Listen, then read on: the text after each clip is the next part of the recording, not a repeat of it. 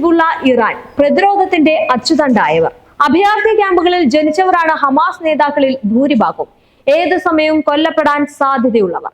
വർഷങ്ങളോളം ജയിൽ ജീവിതം നയിച്ച് ഒടുവിൽ മോചിപ്പിക്കപ്പെട്ടപ്പോൾ പഴയതിലും വേഗത്തിൽ പോരാട്ട വഴികളിലേക്ക് തിരിഞ്ഞു നടന്നവരാണ് യഹിയ സിൻവർ അടക്കമുള്ളവർ. ഇസ്രയേലിനോടുള്ള കലിപ്പൊരിക്കലും അടങ്ങാത്ത നേതാക്കൾ. ഇതിനോടൊപ്പം ഇറാൻ ചേർന്നാൽ പിന്നെ ഇസ്രയേലിന്റെ കാര്യത്തിൽ നമുക്കൊരു തീരുമാനമാകും. ഒരൊറ്റ അഭയാർത്ഥിയും തിരിച്ചു വരില്ല. വയസ്സന്മാർ മരിക്കും, ചെറുപ്പക്കാർ മറന്നേക്കും. ഫലസ്തീനികളുടെ മണ്ണും ആകാശവും കവർന്നെടുത്ത് ജനിച്ച നാട്ടിൽ നിന്ന് അവരെ ആട്ടിയിറക്കി 110 രാജ്യങ്ങളിലുള്ള ജൂതന്മാരുടെ അവരുടെ പാർപ്പിടങ്ങളിൽ പ്രതിഷ്ഠിച്ച് വംശശുദ്ധീകരണ പരിപാടിയുടെ വലിയൊരു ഭാഗം പൂർത്തീകരിച്ച ശേഷം സയനിസത്തിന്റെ സ്ഥാപകൻ ബെൻഗൂറിയർ നടത്തിയ പ്രസ്താവനയായിരുന്നു ഇത്. 1948 ഫലസ്തീന്റെ മണ്ണിൽ ഇസ്രയേലിനെ പ്രതിഷ്ഠിക്കുന്നതിന് തൊട്ടു മുമ്പും അതിനുശേഷവും 7 ലക്ഷം ഫലസ്തീനുകളാണ് കുടിയിറക്കപ്പെട്ടത്. നഗ്ബ എന്ന പേരിൽ ഓരോ ഫലസ്തീനിയും ഇന്നും ആ ഒരു ദുരന്ത ദിനം ഓർമ്മിക്കുന്നു. ഒക്ടോബർ 7-ന് ഹമാസ് ഇസ്രയേലിൽ കടന്നു കയറി നടത്തിയ ആക്രമണത്തോടെയാണ് ഫലസ്തീൻ ഇസ്രയേൽ പ്രശ്നം തുടങ്ങിയത് എന്ന് കരുതുന്ന നിഷ്കളങ്കരാണ് ഇന്ന് നമുക്ക് ചുറ്റുമുള്ള പലരും. അല്ലെങ്കിൽ അങ്ങനെ വരുത്താനുള്ള ആസൂത്രിത നീക്കങ്ങളാണ് നടക്കുന്നത്. ഹമാസ് എന്തിനാണ് അങ്ങോട്ട് പോയി ആക്രമിച്ചത്? സയനിസ്റ്റുകളും അവരെ പിന്തുണയ്ക്കുന്നവരും ഉയർത്തുന്ന ചോദ്യമാണിത്. ഫലസ്തീന്റെ പ്രതിരോധത്തിന്റെ സർവേ സംവിധാനങ്ങളെയും ഇത്തവണ തങ്ങൾ ഇല്ലാതാക്കുമെന്ന് ഇസ്രയേൽ അവകാശവാദികളിൽ ആവേശഭരിതരാവുന്നവരും കുറവല്ല. ഗസയിലെ ഇസ്രയേൽ ആക്രമണത്തിന് 1 വർഷം തികയുമ്പോൾ പ്രതിരോധത്തിന്റെ മുഖമായി ഉയർന്നു നിൽക്കുന്നത് ഹമാസ് തന്നെയാണ്. 1987-ൽ ഷൈഖ് അഹമ്മദ് യാസിൻ സ്ഥാപിച്ച ഈ ഒരു രാഷ്ട്രീയ സൈനിക സംഘടന പടിഞ്ഞാറൻ പിന്തുണയോടെ ഇസ്രയേൽ നടത്തുന്ന എല്ലാ വേട്ടയാടലുകളെയും അതിജീവിച്ച് തലയുയർത്തി നിൽക്കുന്നുണ്ട്. ഇസ്രയേൽ അധിനിവേശത്തിനെതിരായ ആദ്യ ഇന്തിഫാദ ആരംഭിച്ചതിനു ശേഷമാണ് ഷൈഖ് അഹമ്മദ് യാസിൻ ഹമാസിന് രൂപം കൊടുക്കുന്നത്. 1990കളിൽ PLOയും ഫതഹ് പാർട്ടിയും പോരാട്ട വഴിയിൽ നിന്ന് മാറി നടന്നപ്പോഴും ഹമാസ് ഫലസ്തീന്റെ മണ്ണ് തിരിച്ചു പിടിക്കുമെന്ന ഉറച്ച തീരുമാനത്തിൽ തന്നെ തുടർന്നിരുന്നു.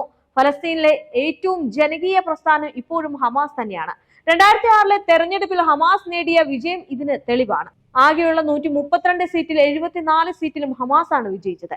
ഇസ്മായിൽ ഹനിയ പ്രധാനമന്ത്രിയായതോടെ ഇസ്രയേലും പടിഞ്ഞാറൻ സഖ്യകക്ഷികളും തെരഞ്ഞെടുപ്പ് അംഗീകരിക്കില്ല എന്നും വ്യക്തമാക്കിയിരുന്നു. തുടർന്നാണ് ഹമാസ് തങ്ങൾക്ക് ഏറ്റവും സ്വാധീനമുള്ള ഗസയിലേക്ക് ചുരുങ്ങിയത്. തെരഞ്ഞെടുപ്പിലൂടെ അധികാരത്തിലെത്തിയ ഒരു സംഘടനയെ തീവ്രവാദികളാക്കി മുദ്രകുത്തി അപരവൽക്കരിക്കുകയാണ് പടിഞ്ഞാറൻ ശക്തികൾ ചെയ്തിരുന്നത്. US, Israel, UK, Japan, Australia എന്നിവരാണ് ഹമാസിനെ തീവ്രവാദ പട്ടികയിൽ അന്ന് ഉൾപ്പെടുത്തിയത്. ഹമാസിനെ ഭീകരവാദ പട്ടികയിൽ ഉൾപ്പെടുത്തുമെന്ന് ആവശ്യപ്പെട്ട് UN-ൽ പ്രമേയം കൊണ്ടുവന്നെങ്കിലും അത് പരാജയപ്പെടുകയായിരുന്നു. ഒക്ടോബർ 7-ലെ ഓപ്പറേഷൻ തുഫാനുൽ അസദ് ശേഷം ഹമാസിനെ ഇല്ലാതാക്കുമെന്ന് പറഞ്ഞാണ് ഇസ്രയേൽ ഗസയിലും ഫലസ്തീനിലും വിവിധ ഭാഗങ്ങളിലും ക്രൂരമായ വംശഹത്യ നടത്തിയിരുന്നത്. രാഷ്ട്രീയകാര്യ തലവന്മാർ ഇസ്മായിൽ ഹനിയ കൊല്ലപ്പെട്ടതോടെ തങ്ങളുടെ ലക്ഷ്യത്തിന്റെ ഒരു ഘട്ടം പൂർത്തിയാക്കുമെന്ന് ഇസ്രയേൽ കരുതിയിരുന്നു. എന്നാൽ നേതാക്കളെ നഷ്ടമാകുക എന്നത് ഹമാസിന് പുതുമയുള്ള ഒരു കാര്യമായിരുന്നില്ല. 2004 മാർച്ച് 22-ന് ഹമാസ് സ്ഥാപകൻ അഹമ്മദ് യസീൻ കൊല്ലപ്പെട്ടു. തുടർന്ന് സ്ഥാനമേറ്റിരുന്ന അബ്ദുൽ അസീസ് റൻസീദിയും ഏപ്രിൽ 17-ന് ഇസ്രയേൽ വെച്ച ബോംബാക്രമണത്തിൽ കൊല്ലപ്പെട്ടു. ഇതിനിടെ നിരവധി ഹമാസ് നേതാക്കളെ ഇസ്രയേൽ കൊലപ്പെടുത്തിയിട്ടുണ്ട്. ഈ വർഷം ജനുവരി 2-നാണ് ഹമാസിലെ രണ്ടാമനായി അറിയപ്പെടുന്ന സാലിഹ് അൽ അറൂരി കൊല്ലപ്പെട്ടത്. ജൂലൈ 31-ന് ഇസ്മായിൽ ഹനിയയും ഇസ്രയേൽ വധിച്ചിരുന്നു. ഒക്ടോബർ 7-ലെ ഹമാസ് ആക്രമണത്തിൽ മറുപടി എന്ന ന്യായീകരണത്താൽ ഇസ്രയേൽ നടത്തുന്ന വംശഹത്യ 1 വർഷം തികയുമ്പോഴും പ്രതിരോധത്തിന്റെ വഴിയിൽ ഒട്ടും പതറാതെ നിൽക്കുന്ന ഹമാസ് കഴിയുന്നു എന്നത് ഏറ്റവും ശ്രദ്ധേയമായ കാര്യമാണ്. അതിൽ എടുത്തു പറയേണ്ടതും ഇത് തന്നെയാണ്. ഇത് ഹമാസിന്റെ നേതാക്കൾ പോയി എങ്കിലും ഒരിക്കലും ഹമാസ് അവരിൽ നിന്ന് പിന്നോട്ട് തിരിഞ്ഞിരുന്നില്ല. ഇസ്രയേലിനെ സംബന്ധിച്ചിടത്തോളം ഇസ്രയേൽ തൊടുത്തുവിടുന്ന ഓരോ ആക്രമണത്തിലും ഹമാസ് അവിടെ പേടിച്ച് വിറയ്ക്കുന്ന സാഹചര്യമല്ല ഉണ്ടായത്. അവർ വീണ്ടും തിരിച്ചടിക്കുന്ന ഒരു സാഹചര്യമാണ്. അവർക്ക് എത്ര തലവന്മാർ പോയാലും അവർ തിരിച്ചടിക്കും. അതിനുള്ള കാര്യങ്ങൾ അവർക്ക് മുന്നോട്ടുണ്ട്. ആ ഒരു രീതിയിലേക്കും അല്ലെങ്കിൽ ആ ഒരു നിലപാടിലേക്കുമായിരുന്നു ഹമാസ് പോയിരുന്നത്. ഹമാസിനെ തകർക്കുക എന്നത് ജനങ്ങളുടെ കണ്ണിൽ പൊടിയിടലാണ് എന്നാണ് ഡാനിയൽ ഹഗാരി എന്ന ഇസ്രയേൽ പ്രതിരോധ സേനയുടെ വക്താവ് തുറന്നു പറഞ്ഞിരുന്നത്. ഹമാസ് ഒരു ആശയമാണ്. അത് ജനഹൃദയങ്ങളിൽ ആഴത്തിൽ വേരുള്ളതാണ്. ഹമാസിനെ ഇല്ലാതാക്കണമെന്ന് ആരെങ്കിലും വിചാരിക്കുന്നുണ്ടെങ്കിൽ അവർക്ക് തെറ്റുപറ്റിയെന്നും ഹഗാരി പറഞ്ഞിരുന്നു. ഒരു വർഷമായി തുടരുന്ന ആക്രമണത്തിന് ശേഷം ഇസ്രയേൽ പ്രതിരോധ സേന എത്തി നിൽക്കുന്നത് വിലയിരുത്തിയതാണ് ഈ ഒരു ഹമാസിന്റെ വേരുകൾ എത്രത്തോളം ആഴത്തിലാണ് എന്നത് വ്യക്തമാക്കുന്നത്. ലെബനൻ ആസ്ഥാനമായി പ്രവർത്തിക്കുന്ന ഷിയ സംഘടനയുടെ ഹിസ്ബുള്ള രാഷ്ട്രീയ സൈനിക സംഘടനയാണ്.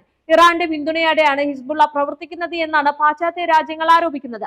1985 തെക്കൻ ലെബനനെ ഇസ്രയേൽ അധിനിവേശത്തിൽ നിന്ന് മോചിപ്പിക്കാനാണ് ഹിസ്ബുള്ള രൂപീകരിച്ചിരുന്നത്. 2000 ഇസ്രയേലിനെ തെക്കൻ ലെബനൻ വിട്ടുകൊടുക്കേണ്ടി വന്നു എന്നത് ഹിസ്ബുള്ളയുടെ പോരാട്ട വീര്യം വ്യക്തമാക്കുന്നതാണ്. ഫലസ്തീൻ ജനതയുടെ പോരാട്ടങ്ങൾക്ക് ഹിസ്ബുള്ള വലിയ പിന്തുണ നൽകുന്നുണ്ട്. ഈ ഒക്ടോബർ 7 ഇസ്രയേൽ ഗസയിൽ ആക്രമണം തുടങ്ങിയതിന് പിന്നാലെ ഹമാസിനെ ഇസ്രയേലിനൊപ്പം പ്രതിരോധിക്കാൻ ഹിസ്ബുള്ളയും രംഗത്തുണ്ടായിരുന്നു.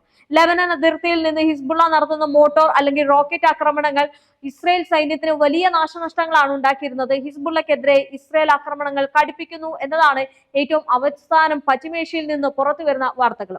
സെപ്റ്റംബർ 7 ഹിസ്ബുള്ള തലവൻ ഹസൻ നസറുള്ള കൊല്ലപ്പെട്ടതിനു ശേഷം ലെബനനിൽ കരയുദ്ധം തുടങ്ങിയ ഇസ്രയേലും ഹിസ്ബുള്ള പോരാളികളും തമ്മിൽ ശക്തമായ ഏറ്റുമുട്ടലാണ് നടക്കുന്നത്. അതിനിടയിൽ പേജർ, വോക്കി ടോക്കി സ്ഫോടനങ്ങളിൽ നിരവധി ഹിസ്ബുള്ള നേതാക്കൾ കൊല്ലപ്പെടുകയും 1000-ലധികം പേർക്ക് പരിക്കേൽക്കുകയും ചെയ്തിരുന്നു. ഇതിന് പിന്നിലും ഇസ്രയേൽ ആണെന്നാണ് ആരോപണം. ഈ മൊസാദിന്റെ തന്ത്രപരമായിട്ടുള്ള നീക്കങ്ങളാണ് എന്നും പറയപ്പെടുന്നുണ്ട്. ഇനി ലെബനൻ തലസ്ഥാനമായ ബെറൂത്തിലും പരിസരങ്ങളിലും ഇസ്രയേൽ സൈന്യത്തിനെതിരായ ശക്തമായ പ്രതിരോധമാണ് ഹിസ്ബുള്ള നടത്തുന്നത്. ഹമാസിനേക്കാൾ ശക്തമായ സൈനിക സംവിധാനമാണ് ഹിസ്ബുള്ളയ്ക്കുള്ളത്. അതുകൊണ്ട് തന്നെ ഇസ്രയേലിന് കാര്യങ്ങൾ അത്ര എളുപ്പമാവില്ല. ഇസ്രയേൽ ഹിസ്ബുള്ളയ്ക്കെതിരെ ആക്രമണം കൂടുതൽ ശക്തമാക്കുകയാണെങ്കിൽ ഒരുപക്ഷെ പശ്ചിമേഷ്യയിൽ യുദ്ധം നീണ്ടുപോകാനാണ് സാധ്യത. ഈ ഗസയിൽ ഇസ്രയേൽ ആക്രമണം തുടങ്ങിയത് മുതൽ ഹമാസിന് പിന്തുണയുമായി എത്തിയവരാണ് ഹൂത്തികൾ. യമനിലെ ഗോത്ര വിഭാഗമാണ് ഹൂത്തി. 2015 മുതൽ വലിയ ആഭ്യന്തര യുദ്ധം നടക്കുന്ന രാജ്യമാണ് യമൻ. ഇതിന് പിന്നാലെ 3 വിഭാഗങ്ങളായി വിഭജിക്കപ്പെട്ട യമനിൽ ഉത്തരമേഖലയിലാണ് ഇവർക്ക് കൂടുതൽ സ്വാധീനമുള്ളത്. ചെങ്കടലിലെ ഹൂത്തികൾ ആക്രമണങ്ങൾ ഇസ്രയേലും സഖ്യകക്ഷികൾക്കും വലിയ തലവേദനയായി മാറുന്ന ഒരു സാഹചര്യം നിലവിൽ ഉണ്ട്. ഇസ്രയേലിലേക്ക് പോകുന്നതോ അല്ലെങ്കിൽ അവിടെ നിന്ന് വരുന്നതോ ആയ എല്ലാ കപ്പലുകളും ആക്രമിക്കുമെന്ന മുന്നറിയിപ്പാണ് ഹൂത്തികൾ നിലവിൽ നൽകിയിരിക്കുന്നത്. US, UK അടക്കമുള്ള രാജ്യങ്ങളുടെ കപ്പലുകൾ ഹൂത്തികൾ ലക്ഷ്യമിട്ടതോടെ പ്രതിരോധത്തിനായി സംയുക്ത സൈനിക സഖ്യം തന്നെ രൂപീകരിക്കേണ്ടി വന്നതും ലോകം കണ്ടിരുന്നു. ഹൂത്തി ആക്രമണങ്ങളെ തുടർന്ന് യൂനിയസ് കനാലിൽ നിന്നുള്ള വരുമാനം 40.50 ആയി കുറയുകയും ചെയ്യുന്ന ഒരു സാഹചര്യം ഉണ്ടായി. ഈജിപ്ഷ്യൻ പ്രസിഡന്റ് അബ്ദുൽ ഹദാഫ് അൽ സീസി തന്നെ ഈ ഒരു കാര്യം വെളിപ്പെടുത്തി രംഗത്ത് വന്നിരുന്നു. സൂയസ് കനാൽ വഴിയുള്ള കപ്പൽ ഗതാഗതം കുത്തനെ ഇടിഞ്ഞതായി ഐക്യരാഷ്ട്രസഭയും ചൂണ്ടിക്കാട്ടുന്നുണ്ട്. 67% ഇടിവാണ് മുൻ വർഷത്തെ അപേക്ഷിച്ച് ഇവിടെ ഉണ്ടായിരിക്കുന്നത്. പശ്ചിമേഷ്യൻ സംഘർഷങ്ങളിൽ ഇസ്രയേലും US എന്നൊരു പ്രതിസ്ഥാനത്ത് നിന്നവരാണ് ഇറാൻ എന്ന് പറയുന്നത്. ഹമാസും ഹിസ്ബുള്ളയ്ക്കും സായുധ പിന്തുണ നൽകുന്നത് ഇറാൻ ആണെന്നാണ് US ഇസ്രയേലും ആരോപിക്കാറുള്ളത്. എന്നാൽ ഒരു കാലത്ത് ഇസ്രയേലിനെ സുഹൃത്ത് രാജ്യമായിരുന്നു ഇറാൻ എന്നതാണ് കൗതുകകരമായ മറ്റൊരു വസ്തുത. 1948 ഇസ്രയേൽ രൂപീകരിക്കപ്പെട്ടപ്പോൾ അതിനെ അംഗീകരിച്ച രണ്ടാമത്തെ മുസ്ലിം ഭൂരിപക്ഷ രാജ്യമായിരുന്നു ഇറാൻ. പഹ്വാലി ഭരണകൂടം ഇസ്രയേലുമായി സഖ്യരാഷ്ട്രം എന്ന രീതിയിലാണ് പ്രവർത്തിച്ചിരുന്നത്. 1951 അതായത് മുഹമ്മദ് മുസാദിഖ് ഇറാൻ പ്രധാനമന്ത്രി ആയതോടെയാണ് കാര്യങ്ങളെന്ന് മാറി മറിഞ്ഞത്. രാജ്യത്തെ എണ്ണ വ്യവസായം ദേശസാത്കരിക്കാൻ അദ്ദേഹം തീരുമാനിക്കുന്നു. ബ്രിട്ടൻ കുത്തകയായിരിക്കുന്ന എണ്ണ വ്യവസായം ദേശസാത്കരിക്കുന്നതിന് പടിഞ്ഞാറിന് വലിയ തിരിച്ചടിയാകുന്നു. മേഖലയിൽ അവരുടെ താല്പര്യങ്ങൾ സംരക്ഷിക്കാനായി പ്രവർത്തിച്ചിരുന്ന ഇസ്രയേലുമായുള്ള ബന്ധം അവസാനിപ്പിക്കാനും മുസദീഖ് തീരുമാനിക്കുന്നു. പിന്നീട് 1953 US, UK രഹസ്യാന്വേഷണ വിഭാഗങ്ങൾ നടത്തിയ അട്ടിമറിയിൽ മുസദീഖ് സർക്കാരിന് ഭരണം നഷ്ടമായതോടെ കാര്യങ്ങൾ വീണ്ടും മാറി മറിയുന്നു. ഇസ്രയേൽ ടെഹ്റാനിൽ എംബസി സ്ഥാപിക്കുന്നു. ഇരു രാജ്യങ്ങളും പരസ്പരം അംബാസിഡർമാരെ നിയമിച്ചു. വ്യവസായ ബന്ധങ്ങളും വളർന്നു. ഇസ്രയേലിന്റെ ഏറ്റവും പ്രധാനപ്പെട്ട എണ്ണദാതാവായി ഒരു ഘട്ടത്തിൽ ഇറാൻ മാറിയിരുന്നു. അതായത് നേരത്തെ പറഞ്ഞ ഈ ഒരു സുഹൃത്ത് ബന്ധം. 1979 വിപ്ലവത്തോടെ ഇറാന്റെ നിലപാട് മാറി. ഇസ്രയേലുമായുള്ള എല്ലാ ബന്ധങ്ങളും അവസാനിപ്പിക്കുകയായിരുന്നു. ഇരു രാജ്യങ്ങളും തമ്മിലുള്ള വിമാന സർവീസുകൾ നിർത്തലാക്കി. പിന്നീട് തെഹ്റാനിലെ ഇസ്രയേൽ എംബസി ഫലസ്തീൻ എംബസിയായി മാറുന്നു. എല്ലാ വർഷവും റമദാനിലെ അവസാന വെള്ളി ദുക്സേഴെ എന്ന ഒരു ആചരിക്കാൻ അയത്തുള്ള റഹുല്ല ഖനാമി ചെയ്യുന്നു. ഈ ഒരു ദിവസം ഇറാനിൽ ആയിരങ്ങൾ പങ്കെടുക്കുന്ന ഫലസ്തീൻ ഐക്യദാർഢ്യ റാലികൾ നടക്കാറുണ്ട്. അറബ് രാഷ്ട്രങ്ങൾ ഇസ്രയേലിനോട് നിലപാട് മയപ്പെടുത്തിയപ്പോഴും യാതൊരു വിട്ടുവീഴ്ചയ്ക്കും ഇറാൻ അന്ന് തയ്യാറായിരുന്നില്ല. ഒടുവിൽ ഇസ്രയേലിൽ ഇറാൻ നേരിട്ട് മിസൈൽ ആക്രമണം നടത്തിയതോടെ കാര്യങ്ങൾ കൂടുതൽ മാറി മറിയുകയായിരുന്നു. ഹമാസ് തലവൻ ഇസ്മായിൽ ഹനിയ തെഹ്റാനിൽ വധിച്ചതിനും ഹിസ്ബുള്ള തലവൻ ഹസൻ നസറുള്ളയുടെ വധത്തിനും മറുപടിയാണ് മിസൈൽ ആക്രമണം നടത്തിയത് എന്നാണ് ഇറാൻ പറയുന്നത്. കൂടുതൽ ആക്രമണത്തിന് ഉദ്ദേശമില്ലെന്നും ഇറാൻ വ്യക്തമാക്കിയിട്ടുണ്ട്. എന്നാൽ ഇറാൻ ആക്രമണത്തിന് ശക്തമായ തിരിച്ചടി ഉണ്ടാകുമെന്നാണ് ഇസ്രയേൽ നൽകുന്ന മുന്നറിയിപ്പ് എന്ന് പറയുന്നത്. ഇസ്രയേലിന് എല്ലാ പിന്തുണയും നൽകുമെന്നും US വ്യക്തമാക്കിയിട്ടുണ്ട്.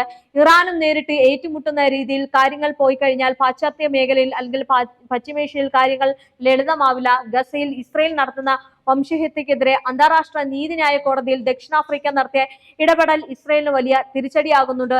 ഡിസംബർ 29-ന് ദക്ഷിണാഫ്രിക്ക അന്താരാഷ്ട്ര കോടതിയെ സമീപിച്ചിരുന്നു. അതും വലിയൊരു തലവേദനയായി മാറുന്നുണ്ട്. ഇസ്രയേലും ദക്ഷിണാഫ്രിക്കയും പങ്കാളികളായ 1948-ലെ UN വംശഹത്യാ കൺവെൻഷന് വിരുദ്ധമായിട്ടാണ് ഇസ്രയേൽ ഇപ്പോൾ വംശഹത്യ നടത്തുന്നത് എന്നായിരുന്നു ദക്ഷിണാഫ്രിക്കയുടെ വാദം എന്ന് പറയുന്നത്.